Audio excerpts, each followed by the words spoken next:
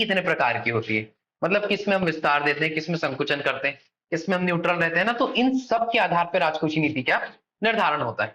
ये नीतियां सब आपकी 2-2 मार्क्स में आ सकती है, और अगर इसका बहुत ज्यादा स्कोप हुआ तो 7 मार्क्स में इंडिविजुअल एक आ सकती है। लेकिन ओवरऑल आएगा तो आपको प्रकार पूछेंगे, तो उसमें 3-4 हम राजकोषीय नीति पढ़ने वाले हैं, उसको आपको देख लेना है।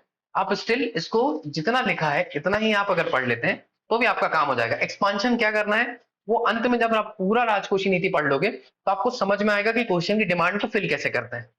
ठीक है, चलिए सबसे पहले बात करते हैं कि राजकोषीय नीति में विस्तारवादी राजकोषीय नीति, जिसको एक्सपांशनरी फिजिकल पॉलिसी आप बोलते हैं, इसमें पहला काम क्या होती है, ये क्या काम करती है, देखो सरकारी व्यय में क्या करेगी ये, वृद्धि, मतलब जो आपका गवर्नमेंट एक्सपेंडिचर होता है उसमें वृद्धि करती है।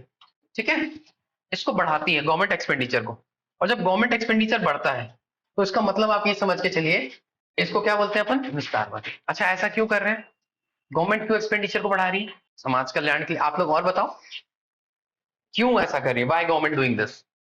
देखो गवर्नमेंट जब भी अपने व्यय में वृद्धि करती है इसका मतलब है कि डेफिसिट बढ़ सकता है, ऑब्वियसली बात है, एक्सपेंडिचर को ज्यादा कर रहे हैं वो, और उनके पास इनकम समझो लिमिटेड है, तो तब भी वो ये काम क्यों कर रहे हैं, क्योंकि उनको एक्सपांशन करना है, वो लॉन्ग टर्म विजन देख रहे हैं।